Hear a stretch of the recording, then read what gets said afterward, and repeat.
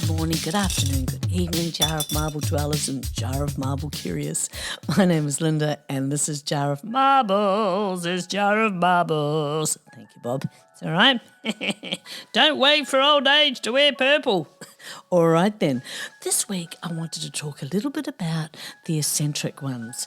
The word eccentric is almost taboo in this world. The term often has negative connotations when someone's eccentric. They're also weird, and the word on the street is that nobody wants to be seen as weird. In reality, having an eccentric mindset can be an absolute asset in this world when harnessed with the right energy. Oh, yes! Look, the normies tend to think alike, and when everyone thinks alike and has the same life aspirations, things can get a tad boring. Lordy, yes. Thank you, Bob. It's all right. The eccentric person has a different approach to life. They don't view things as linear or formulaic. They tend to value different things like adventure or niche interests. And because they think differently, they tend to be pretty creative. Look, it's another exciting day and hopefully an enjoyable time will be had with us all together for this time. I cannot wait. It is a lovely thing. It is a lovely thing. And with a modicum of introspection, one of my many observations are that women of my vintage, for example, are wearing clothes that not only look great on them, but clearly what they're not afraid to wear. Once it was, and not so long ago, it was unusual for an older woman to be dressed sexily or dressed outside of dowdy. Now it's more and more everywhere, and I think that it's absolutely fabulous. Now, and it makes me think about how no matter how you feel, get up, dress up, and show up. And it's not just clothes. If at first you don't succeed, diving is not for you. Diving, skydiving. Oh, good one, Bob. Hashtag eccentric people. Submerging yourself into you do you kind of thinking causes a kind of relieving magic to occur. You've made that extra effort for yourself. Maybe you don't feel like doing anything, let alone putting on any lipstick or lip gloss, a bit of extra effort with your hair, earrings that you've not worn for ages or ever. And you know what actually suits you. Clothes that are unwrinkled, flattering, maybe a little bit of sass, a flash of colour. You get to the middle of the morning where you've had to show up to something and you'll be there for a few hours, maybe even your job, and you catch your reflection and you think, I look good. And in that moment, you're glad that you made the effort. You magicked it all up. You did this. So this makes you feel good about yourself that you made the effort for you. Absolutely. Yeah, that's right.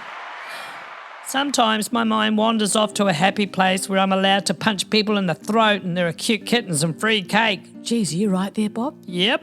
Well, as you know, life isn't tied with a bow, but it's still a gift. Oh yes, I like that. So please, Bob. I think we forget to appreciate the gift we have in life. And if your health is on side, man, you're winning. Another part of the deal to be enjoying your life with a nice addition of your own eccentricity is just fabulous. It's joyous. What is eccentricity exactly? Well, according to the Merriam-Webster dictionary, deviating from conventional or accepted usage or conduct, especially in odd or whimsical ways. Sounds perfectly perfect to me. It does, doesn't it? When I look over my life, even until yesterday, there are loads of hilarious stories that have made an experience even more memorable and, you know what, flat out fun. I love having fun, love being around people who are fun, who haven't forgotten to simply enjoy, dare I say, play. Everyone has two lives. The second one starts when you realise you only have one. Whoa, I know, right? Now, I'm not talking every minute of every day. I'm talking about injecting a lightness in lieu of what's happening. Just because there was bad times, they like a poo.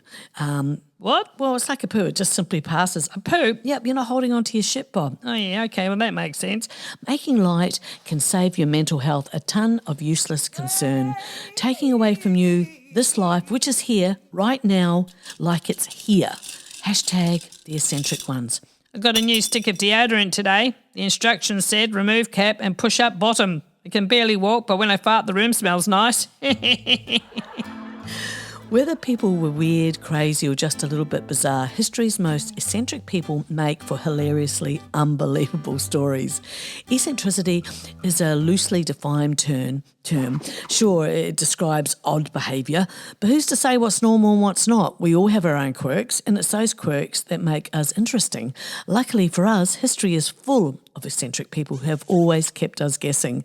Now, if you're one for enjoying yourself, eccentric or otherwise, you will most likely choose not to get caught up in dramas and traumas, well, at least others' dramas, that they are clearly professionals at being embroiled, pointing the finger at others, and not for a moment just take a bit of a good look at themselves. It's always you. It's always your fault. Have you noticed that?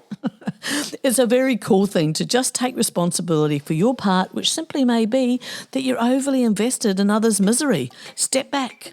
So often the solution is very simple, and if it is, then just step back. Otherwise, you might be the bloody problem. Yeah, you know, Bruce Lee was fast and he had an even faster brother. Suddenly. All right. Every area is tough in their lives. They never express any gratitude about anything in their lives. It's all hopeless, and they keep lining up for more. Then regurgitate it all, you know, all the tough things that happen and the yucky people who keep hurting them. And after a few rounds of that, it's a hard no thanks. But no thanks. See right there, there's zero room for nuttiness and having a good time with that kind of mentality. Some folk escape their lives for a week, maybe two, remember to laugh, remember their true essence, then return to their home, their world that is far more stronger than their desire for happiness. And whoosh, they're gone again, and days pass before they're complaining about him and her and them and what they did and etc., etc. You got the picture. I do. Good. It's the giving yourself permission to actually be happy. What are they going to do? Be unhappy? Oh, well, yeah, they're already unhappy. So there they go, and are completely engulfed by these half-wits that they insist on supporting and being the answer to their problems. See, the word problems, drama, no thanks. Hashtag the eccentric ones. Be eccentric now. Love it. Sounds like an ad, doesn't it? Yeah, you too can be eccentric and maybe don't, or maybe do. Happy moments being eccentric. I recall many moons ago being called eccentric. Didn't know what it meant. Thought it sounded okay. My neighbour told me he was scared to plant an apple tree. I told him to grow a pear. There's always something more to discover about yourself. I say yes to continuing to evolve. So when you hear, oh, you've changed, yep, well, I bloody well hope so. I'm in my 60s now. I'm not interested in repeating ways of being and thinking. It gives me stress. That's a risk that could result in victimhood. Nothing rattles my ball bag more than a group, be it family and individual, thinks they're going to tell me how it's going to be. Let's be clear though, this is with people who have been having an ongoing issue with the world, and there's been years of the same behaviours with the same outcomes. That's a bit odd. Yeah, but is it? You cannot change them. Spend more time with people who make you feel like all parts of you are lovable. You must look at yourself. Yes, it takes a bit to unpick, or maybe it's actually extracting your good self. I saw male wigs on sale for $1. I thought that's a small price to pay. Get it? To pay? Spiritual evolution and environmental changes as we grow older and hopefully develop how we handle stress, how we avoid stress if we truly do not need to be in the middle of it. Being with people that you trust, where you can just be you unapologetically and eccentrically, it's utterly the best. And then add to that, for me, the outdoors. Oh, heaven on a stick. I was reading about Nikola Tesla, who was one of science's unsung heroes. He arrived in America from Serbia in 1884 and quickly went to work for Thomas Edison, making key breakthroughs in radio, electricity and robotics, some of which Edison took credit for. Tesla really invented the light bulb, not Edison. But Tesla wasn't just compulsive in his scientific quest. It was just a pity that he had no business acumen. Otherwise, he would have done a lot better. He probably had obsessive compulsive disorder, OCD, refusing to touch anything, even the slightest bit dirty. He wouldn't touch hair. He didn't like pearl earrings or anything round. In addition, he became obsessed with the number 3, walking around a building 3 times before entering it. And at each meal, he would use exactly 18 napkins to polish the utensils until they sparkled. I never knew. Hey, what did the drummer name his twin daughters? And a 1 and a 2. What about this eccentric woman? Her name was Hetty Green and was an eccentric miser who became known as the Witch of Wall Street. With her business acumen, she accumulated such wealth that she was the richest woman in the world. In order to save money, Hetty would work out of her trunks at her local bank so she wouldn't have to pay rent. Geez, I'm so poor I can't even pay attention. That's not bad. I thought so too. Well, when her son fell ill, she disguised herself and took him to a charity hospital. When they realised who she was, she fled claiming she would cure her son herself. Unfortunately, he contracted gangrene and had to have his leg amputated. She always wore the same black dress and never changed her underwear unless it wore out. Oh, dirty bism. She moved back and forth between New York and New Jersey in order to avoid the taxman. She was holding on to all her money no matter what and killing everyone around her with her dirty undies. Ooh. Eccentric people tend to be more intense than the rest of us. Let's just say that you're not your standard Tom, Dick and Harry type. Sometimes this behaviour can make people uncomfortable, but that intensity fuels their passion for amazing work and feats. Eccentric people like you often have an innate passion and focus that triggers you to excel in your chosen fields and even your relationships. Hey, but what about this guy? Simeon Allerton lived in the 18th century and was a fitness fanatic because he loved to walk long distances. He was often employed to carry out errands or act as a courier for the locals, and on his many frequent journeys, he would gather up stones from the roadside and carry them on his head. Oh, God, fathers, I know. His aim was to gather sufficient stones to build his own house. Eventually he had enough stones and he made a little cottage for himself. Oh, that's good. Yeah. Having spent so many years carrying the extra weight, he felt uncomfortable without it. So for the rest of his life, he walked around with a bag of stones on his head. Oh, yeah, well, #be eccentric now. The most eccentric people I've come across in life tend to have that loner vibe. They value their independence and solitude rather than distract themselves with petty things like groups of people that they don't really know and probably don't like. Oscar Wilde is undoubtedly the most famous member of this list, and for good reason. During a time of moral conservatism, Wilde managed to survive his youth decked out in flamboyant clothing, exuding eccentricity because of his stunning wit, the true cause of his celebrity. While studying at Oxford University, Oscar would walk through the streets with a lobster on a leash. His room was decorated with bright blue china, peacock feathers and sunflowers. He was the direct opposite of what Victorian England expected a man to be, and he flaunted it for all he was worth. Unfortunately, an affair with Lord Alfred Douglas brought an end to a brilliant career where Wilde was jailed for sodomy. And this guy, get a load of this. There's more? Yes, Bob. This wonderful Sir George Sitwell, father of the famous writer Dame Edith Sitwell, was a really bizarre man in many ways.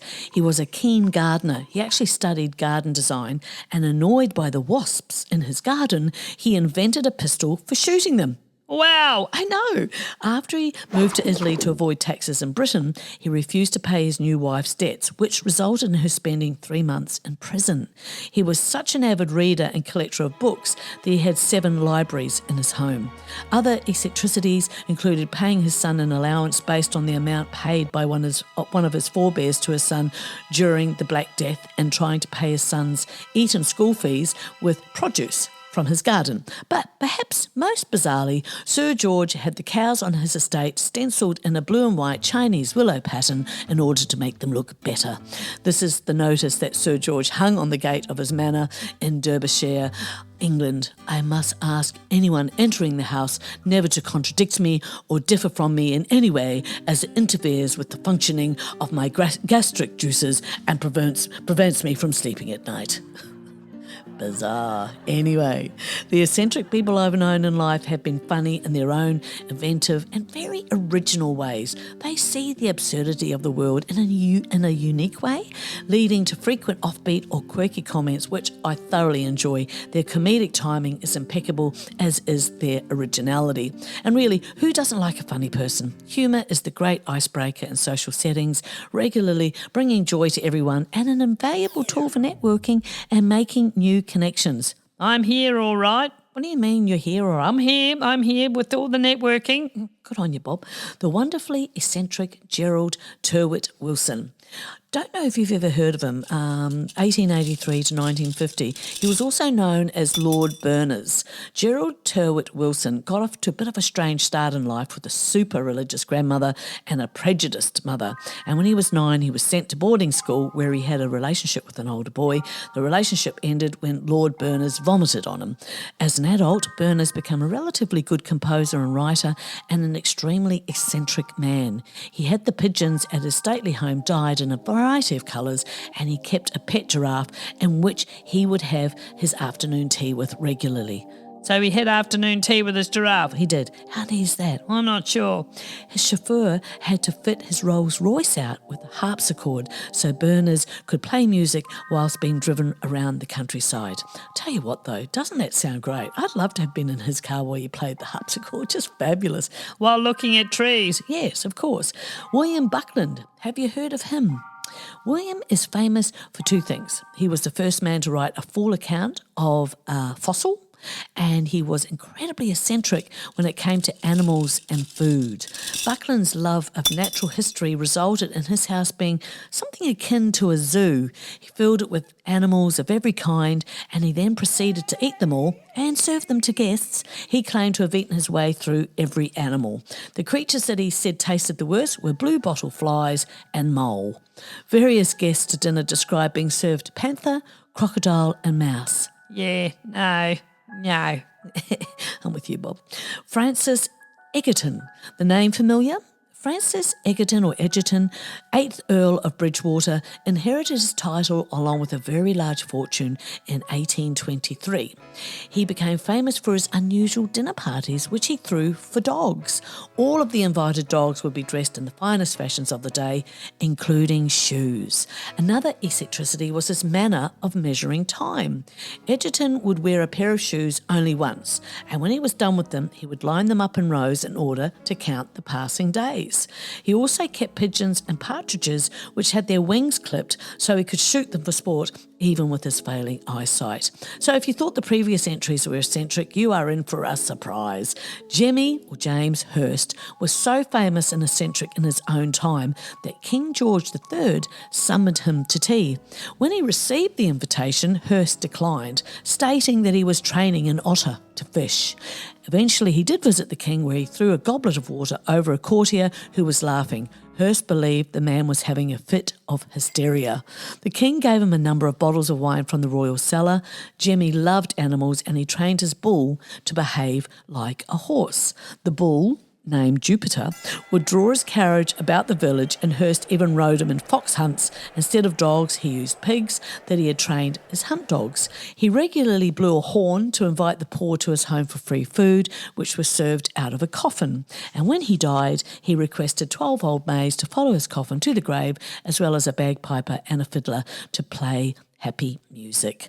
Fiddly-dee! You know, I asked 7 billionaires, what's your secret to your success? And they all said the same thing. What's that? How did you get into my mansion? If laziness was an Olympian sport, I'd come forth. Why's that? So I wouldn't have to walk up to the podium. Otherwise, it's safe to say that some geniuses were a few planets short of a solar system, with Tesla, Lord Byron, Michelangelo, Yukio Mishima, to mention but a few. Yes, geniuses, but they had so much crazy going on in their lives, eccentric perhaps as well. I was reading about a guy who was sitting at a Wendy's restaurant eating lunch when Bill Murray sat down at his table, stole a fry, dipped it into his Frosty and ate it. And then he looked at him and said, "Nobody's going to believe you," and he walked away. I mean, what a character. A tad eccentric maybe? Maybe not. The world of celebrities is full of unique and fascinating individuals. Some examples who are known for their unconventional behaviour, style or beliefs, and I do use the word eccentric loosely here because some of the examples are people who are living by their own creation, are quirky by nature, and it is who they would have probably been without fame. You think so? Well, it's just my opinion, but anyway. Björk, the Icelandic singer-songwriter, is renowned for her eclectic music style and her avant-garde fashion sense. Johnny Depp, between his unconventional movie roles, and the emphasis has to be on roles. Emphasis, that's right, the emphasis, because they are just that. But off the screen persona has solidified him as a Hollywood eccentric, which I'm sure he finds hilarious and unworthy of his attention. Cher, a music and fashion icon, she put the in shock with her amazing fashion ideas over the years. Amazing outfits, actually. Her unapologetic individualism I have found always refreshing.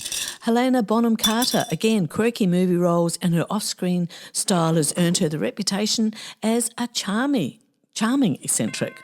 Seems to me that being eccentric is something to aspire to. Well, I'd say, generally speaking, absolutely agree, Bob. What about Nicolas Cage? Well, he too, yes, has many quirky roles on his dance card, and off-screen antics have earned him a reputation for eccentricity. Looking back over my life, I've always had eccentric people in my life. Some are more obvious to the general public than others, and some of us, I think, just know how to behave in public.